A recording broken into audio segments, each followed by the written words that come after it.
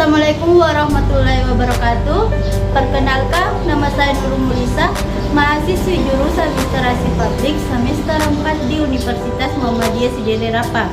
Baik, pada video kali ini saya akan menjelaskan sedikit mengenai kasus Nurdin Abdullah. Nah, yang pertama yaitu, ada apa dengan Nurdin Abdullah?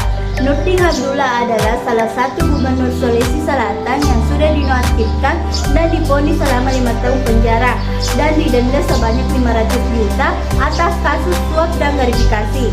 Nurdin Abdullah didakwa menerima suap pecahan dolar Singapura sebanyak 150.000 atau 2, miliar dan gratifikasi sekitar 13 miliar.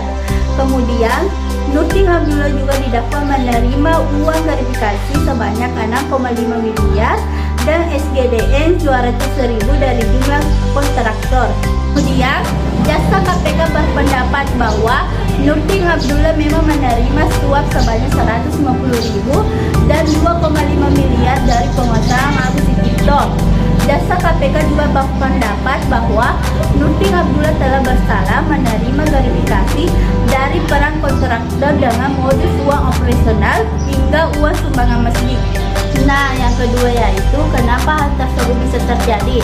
Karena salah satu penyebab utama terjeratnya Gubernur Sulawesi Selatan Nurdin Abdullah dalam kasus korupsi adalah karena biaya politik yang tinggi untuk mendapat biaya kepala daerah. Penelitian ICW Edi Pramoyoga mengatakan tersandungnya kepala daerah yang syarat dalam persoalan korupsi itu salah satunya disebabkan oleh biaya politik mahal di Indonesia.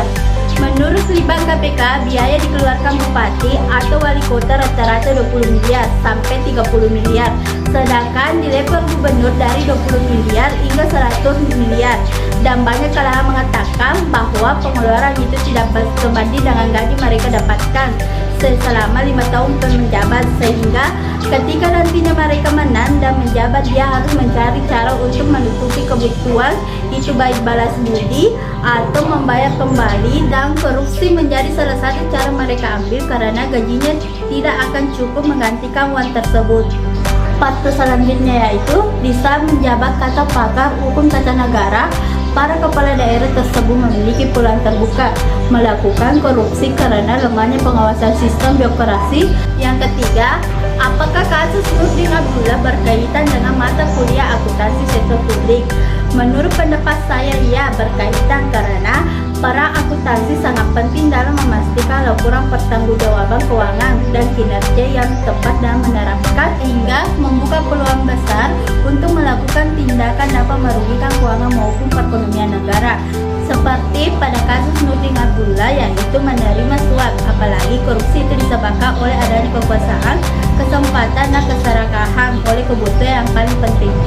Itulah tadi penjelasan singkat mengenai kasus Nurdin Abdullah. Sekian dan terima kasih. Assalamualaikum warahmatullahi wabarakatuh.